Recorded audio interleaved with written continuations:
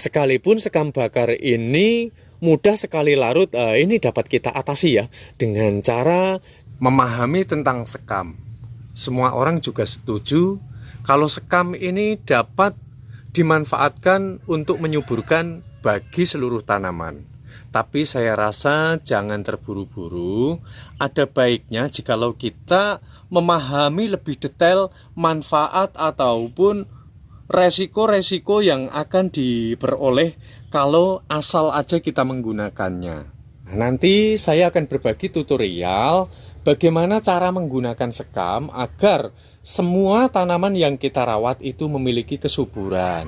Perlu difahami terlebih dahulu ya teman-teman.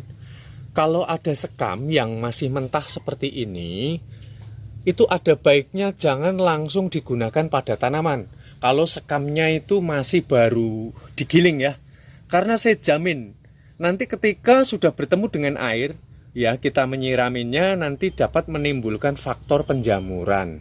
Nah, jamur-jamur yang ada pada sekam itu nanti dapat berakibat kekeroposan pada areal akar yang dapat ini mengkhawatirkan tanaman, apalagi kalau tanaman besar ya, seperti ini kan pohon rambutan.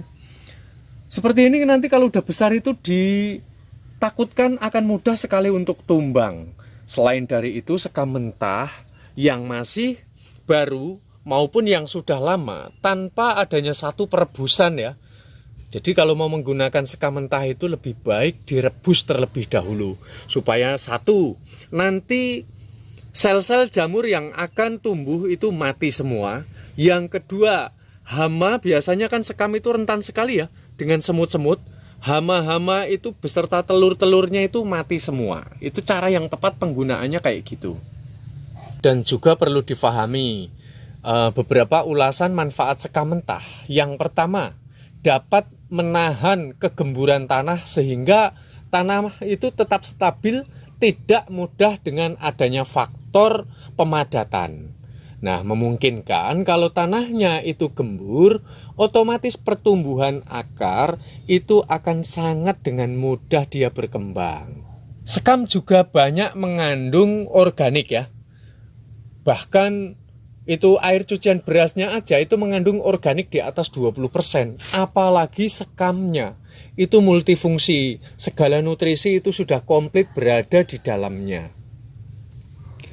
Nah, petikannya dengan segala resiko yang sudah saya sebutkan, maka sebaiknya untuk melakukan satu buah metode ataupun treatment di dalam menggunakan sekam. Misalnya dengan cara perebusan, atau misalnya dengan cara direndam air lebih lama dengan menggunakan air garam. Dapat juga mungkin kita campurkan menggunakan media tanah. Kita campurkan, kita betul-betul harus merata ya bersamaan dengan tanah supaya nanti faktor-faktor jamur itu dapat terhambat pertumbuhannya. Nah, lalu solusi yang berikutnya untuk menghindari proses tersebut kita dapat menggunakan sekam bakar. Sekam bakar ini dapat menahan air lebih lama jika dibanding dengan sekam yang mentah. Sekam bakar ini tapi juga memiliki adanya satu kekurangan. Apakah kekurangan sekam bakar? Nah, berbicara tentang nutrisi dari sekam bakar itu hampir seperti tidak ada habisnya ya. Sekam bakar itu lebih baik, lebih bagus dibanding dengan sekam mentah. Akan tetapi kelemahan sekam bakar, walaupun dia cepat sekali untuk update menjadi pupuk yang dapat menyuburkan bagi seluruh tanaman, namun juga dia kelemahannya mudah larut dengan terbawa air sehingga masuk ke dalam perut bumi dan nanti kadar dari pupuk sekam bakar itu akan mudah hilang pada media tanam tertentu. Misalnya seperti pada pot atau polybag dan yang lain sebagainya. Nah, saya memiliki adanya sebuah solusi yang baik untuk memanfaatkan dari keduanya tanpa adanya sebuah perebusan, yaitu adalah dengan cara mencampurkan seperti ini. Nih, dengan perbandingan 50% 50%. Nih, seperti ini ya. Ini dapat kita campurkan ke dalam satu wadah. Ini hanya ilustrasi saja ya. Sebab kenapa harus kita campurkan? Untuk menghindari perebusan Juga hal yang kedua, dapat meminimalisir tingkat datangnya hama seperti semut.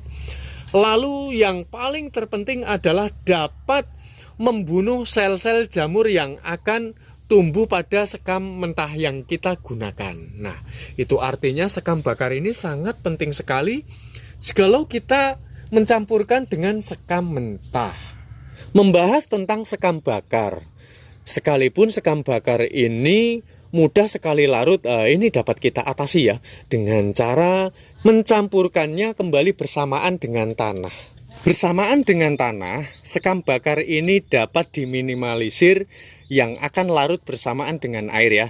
Karena tanah sendiri memiliki filter yang sangat memadai ya untuk menahan larutnya sekam bakar ini bersamaan dengan air.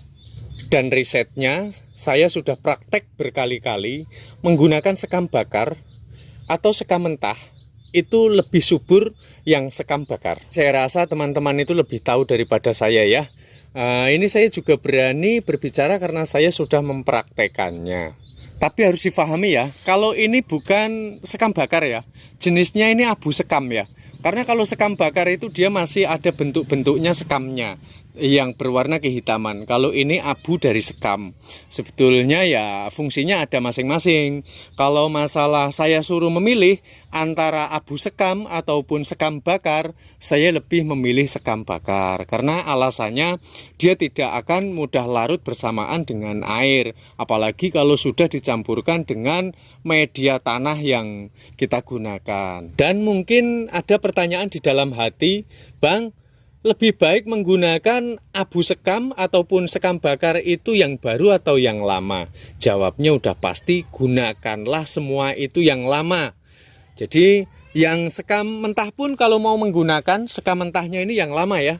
Jangan yang baru selesai digiling, itu sangat rentan sekali dengan faktor-faktor yang sudah saya sebutkan. Ini adalah salah satu contoh tanamanku yang dari awal reproduksinya aku sudah menggunakan sekam untuk media tanamnya ya.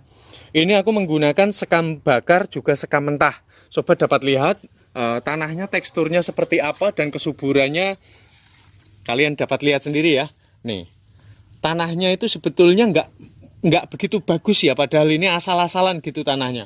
Tapi karena kadar sekamnya di bawah itu memadai, sehingga tingkat kelembapan maupun tingkat kegemburan di dalamnya itu tidak mudah padat.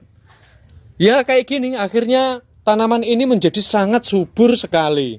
Dan termasuk ini ya, potnya padahal kecil sekali ya. Nih polybagnya ya, akarnya sampai keluar. Ini sangat subur sekali, hanya saja kemarin itu ada ulat, aku nggak tahu ya.